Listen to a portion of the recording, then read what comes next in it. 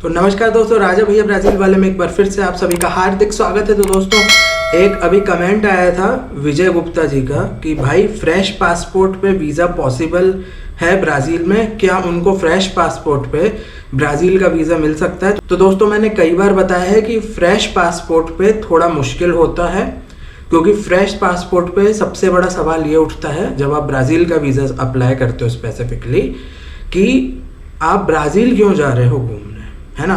Fresh passport पे क्या tourist visa apply करोगे मोस्टली, है ना। तो उसमें ये सवाल उठता है कि ये बंदा ब्राज़ील क्यों जा रहा है घूमने, जब यहाँ पे और सस्ते डेस्टिनेशंस हैं, अच्छे डेस्टिनेशंस हैं, जैसे मालदीव्स हो गया, दुबई है ना। उसके बाद अपना नेपाल है, श्रीलंका है, और थाईलैंड है, बैंकॉक है, मलेशिया है। यहाँ पे टिकट रेट्स भी कम है, 30-40 हज़ार में टिकट हो जाएगी और 1 लाख के अंदर घूम के आ जाओगे। तो ये व्यक्ति 1 लाख की टिकट पे करके ब्राज़ील क्यों जा रहा है, ठीक है। तो सबसे बड़ा सवाल ये आता है जब आप ब्राज़ील का वीज़ा अप्लाई करने जाते हो, तो इससे क्या होता है, उनको शक हो जाता है और वो बहुत सारे केसेस में वो लोग वीज़ा रिजेक्ट कर देते हैं। तो why my tourist visa was rejected करके एक मैंने वीडियो बनाया था जब मैं ब्राज़ील में रहता था। तो वीज़ा रिजेक्शन और वीज़ा मिलने के जो भी वीडियोज़ हैं वो डिस्क्रिप्शन में लिंक है, तो वो आप देख लेना एक बार। तो उससे आपको एक ओवरव्यू मिल जाएगा कि भाई क्यों होता है और कैसे बच सकते हैं। एक और चीज़ बता रहा हूँ, मैंने वीज़ा क्यों रिजेक्ट हुआ उसमें ये बताया था कि आपको कंफर्म टिकट लोगे तो आपको वीज़ा मिलने के ज़्यादा चांस है। तो इस पे मत जाना, आप डमी टिकट भी बना सकते हो, क्योंकि अगर आपका वीज़ा रिजेक्ट हुआ तो आपके टिकट के पैसे वेस्ट हो जाएंगे। तो ये थोड़ा सोच समझ के करना। उसमें मैंने बताया था टिकट कंफर्म लेना।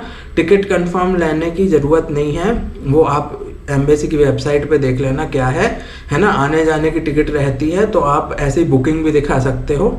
तो दोस्तों, फ्रेश पासपोर्ट पे क्या होता है वो मैंने आपको बताया कि उनको शक होता है और फिर वो at the end visa reject कर देते हैं। अब जैसे उसमें बहुत सारे फैक्टर्स होते हैं। आपने प्रेजेंटेशन लेटर कैसा लिखा है ना। प्रेजेंटेशन में आपने क्या लिखा है। अब आप ये कहोगे कि ना मैं ब्राज़ील का फ़ैन हूँ और मुझे घूमने जाना है, ठीक है, तो इसमें वो रिजेक्ट कर देंगे। यहाँ जस्टिफाई नहीं हो रहा। क्यों जाना है सबसे इम्पोर्टेंट। आपको ब्राज़ील के बारे में कैसे पता चला और ब्राज़ील ही क्यों जाना है, वहाँ जाके आप क्या करोगे, ये सब चीज़ें मैटर करती हैं। फिर आप होटल बुकिंग ये सब booking.com से करके प्रिंट करके लगा सकते हो, है ना। तो उसमें आपकी प्रोफाइल ज़्यादा हो जाएगी। अब क्या होता है, आपको इन्विटेशन लेटर भी आ सकता है। अब जैसे मान लो आपका फ्रेंड है, तो आप इन्विटेशन लेटर भी मंगा सकते हो। तो इन्विटेशन लेटर रहेगा तो उसमें भी उसको यही लिखना पड़ेगा कि हम आप दोनों एक दूसरे को कैसे जानते हो। आपके दोनों के लेटर मैच होना चाहिए, आपका कवर लेटर, इनविटेशन। आप दोनों एक दूसरे को कैसे जानते हो, नंबर 1।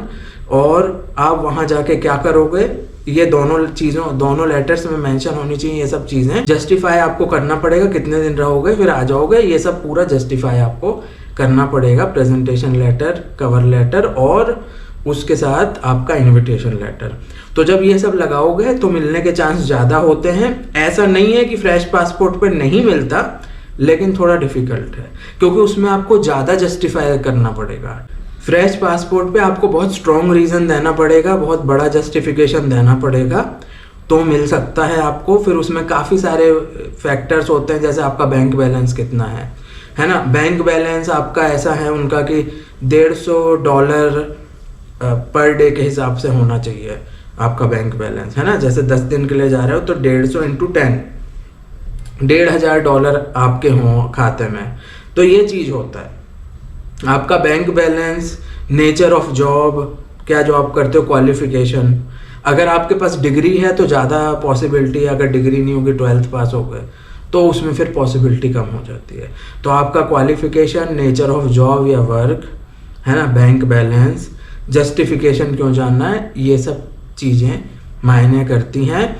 तो इन सिंपल वर्ड में आपको बताऊँ सीधी भाषा में, अगर आपकी प्रोफाइल अच्छी होगी, वो हम छोटा बड़ा आदमी हम नहीं बोलते, हम नहीं करते, मेरे लिए सब लोग बराबर हैं, लेकिन एम्बेसी का ये देखना है कि अगर कोई बड़ा आदमी होगा ना, जिसकी प्रोफाइल स्ट्रांग होगी, स्टेटस हाई होगा, अच्छी जॉब है, अच्छी डिग्री है ना, पैसा है, ये सब चीज़ें, जब ये सब होगा ना, भारी भरकम प्रोफाइल, हाई स्टेटस वाला थोड़ा बंदा, तो उसमें वीज़ा मिलने के चांस ज़्यादा है फ्रेश पासपोर्ट पे भी। तो अपनी प्रोफाइल थोड़ी हाई बनाओ फिर अप्लाई करो। तो भाई का जो सवाल था उसका जवाब मैंने दे दिया है। और किसी को कुछ सवाल हो तो आप पूछ सकते हो, बेझिझक कमेंट करिए, वीडियो आ जाएगा। वीडियो देखने के लिए बहुत बहुत धन्यवाद। जय हिंद, भारत माता की जय, वंदे मातरम।